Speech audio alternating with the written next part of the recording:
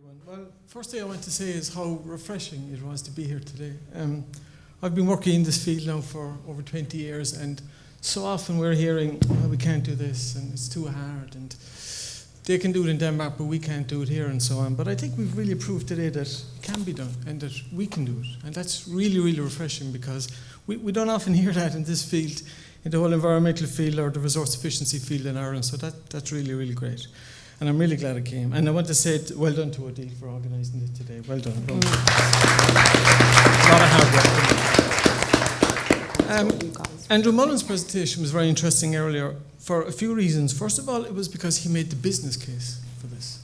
Like, these are businesses. These are not hippies or do-gooders or anything. These are businesses. So the fact that the business case is there now in this sector, I think, is very, very important, because perhaps it can be transferred to other sectors. And that if the food sector can do this, and if 380 companies, 90% of our exports can sign up to this, why can't the construction sector do something like this? Why can't the transport sector? And so on and so on. So that was really, really interesting. And I suppose the amazing thing, and Suzanne mentioned this as well, is that in such a short period of time, it has just happened. And Andrew said several times, this is the long haul. We're in this for the long haul. It's not going away. And that's really impressive, again, because we've been looking for years, I guess, for champions, if you like, in different sectors. And I think we have one there now. And Clary's presentation, and Clary from Tesco, was also very interesting.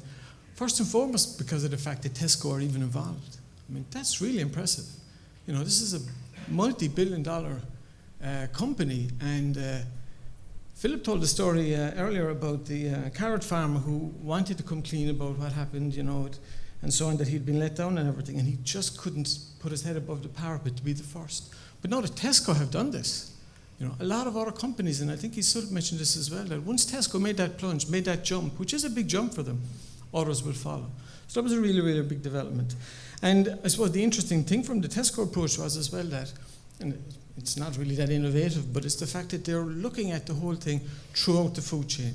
They're looking at their suppliers, the farmers, the people who are supplying them. They're doing stuff in their own stores, hopefully, in terms of shelf life, etc. Educating customers, I'm not so sure, but you know, we'll see, and so on. But they're doing it especially, I suppose, at the post-consumer or the post-shopper stage as well. So that was really interesting as well. John Fagan's, I really like John's presentation, because John got down and dirty, really. We saw about food processing, and I was talking to Ian at lunchtime, and he said there's two things you should never see, is laws being made and sausages being made. But we saw a little bit about fish, but that's the nature of the beast. And I think one of the great innovations, and Philip picked up on it very quickly, is that he didn't want to use the word waste. This is a resource. We're going to make its food. We're going to make something from it. And, you know, there was a lot of innovation there in terms of creating new byproducts, feeding animals, gelatin, bioactive products, and so on, extending shelf life, etc. And we in the C2C have been working with BIM, Colm especially, on water issues for many years, so that was really, really good as well. I think Suzanne brought us down to earth a bit in terms of the complexity of this issue and the many different, you know, variables that are there. And, you know, it's not simple. If it was simple, everyone would be doing it, and we'd have been doing this years ago. I think the fact about the data issue is really, really important, because we, again, in C2C have been going on about data for years across all the material flows that are happening in Ireland. And, you know, a lot of work is being done by the EPA, etc. on that, but we still need more information. And even Colm reminded me of that when he was talking about home composting, because, you know, the benefits of home composting are environmentally are a little bit questionable and so on, but what you do learn from home composting is you see your food waste. You're actually starting to measure it, and that process means you start to reduce it. So that was really one of our main points. I mean, all the complexities in terms of changes of diets, the fact that food is so cheap, you know, the fact that there's no internalization of the external costs, and especially this comes home in terms of things like obesity. And cycling is a very good example of that. In Copenhagen, for example, they have a really, really big cycling program. It's one of the cycling cities in the world. And they realized some years ago that if they really put cycling on the map in Copenhagen, they would save about 100 million euros per annum on health costs. So they just built up the infrastructure, they changed the laws, they put cars in second place, put bicycles first, 100 million euros. So imagine how much could be saved in preventing obesity.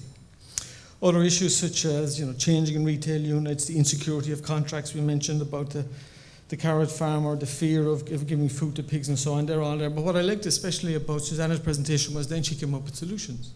You know, that there are solutions there, and we've heard of them, the wonky veg, the food distribution, the NGOs, the best practice on farms. And another program that Odile mentioned earlier is the Smart Farms program at the moment that's being run by the EPA. And, you know, there is a lot of potential there to work with farmers. They're business people too. Mm-hmm. And, you know, they don't want to be losing money on waste either. So there's a lot of useful material there. Another program that you mentioned, and the DIT solution sound very, very interesting and innovative. Carolyn Morris's presentation was, well, again, the healthcare sector. You know, we know a lot about that because Maureen Creedon from the Clean Technology Centre is leading that up for us.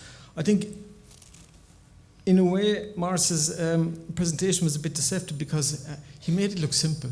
He made it look easy. We just did 3 steps. It's not simple. But I think the main thing was that there was a will there to do it in Connolly Hospital. And that's why it happened. And that there are solutions there if you really have the will to go ahead and do it. Isel's presentation was inspiring, that's all I can say. I mean, you know, we've heard about it all day, and she was put up on a pedestal, but in fair dues to her, she deserved it. I really liked the way that Isel told the story. And, you know, and often how we tell the story, and even the words we use, like words like waste, make such a difference in the story of bringing Alan and Liz together. It's like, you know, romance begins in the food cloud. But, you know, it's true. And it's how we tell the story, and that we do keep telling it and keep on telling it is really, really essential. And I don't have to say a whole lot more. But again, I think, and I suspect I don't know, is that, you know, when I say about the importance of Tesco coming on board, I think these 2 women here probably had something to do with that. And that big jump. And what can follow from that more businesses and so on. And the fact that it's rolling out worldwide and being spin off and everything, I'm not surprised really, because the 2 things that they used was, well, first of all, they had the will to do it and the desire to do this. There's a bit of innovation there as well, and then using technology, which is really a kind of a young person's thing. But to see so much so soon in that as well from October 2013 was wonderful. Colm Gibson, I'm not going to talk about him.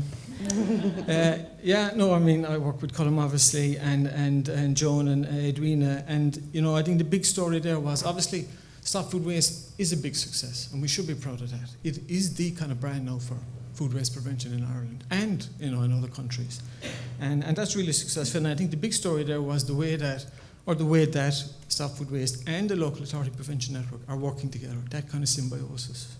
And the LAPN is a great network, really, and there's a lot of people here today. And again, the story is it can be done. I mean, it's 78% reduction. And of course, you know, that's going to creep back up. We all know it is and everything, but still. And these people are spreading the good word. And that's really it. I mean, it's just really, I'm so glad I came along today, I have to say. There are challenges there. It's not easy. We've been trying this for over 20 years.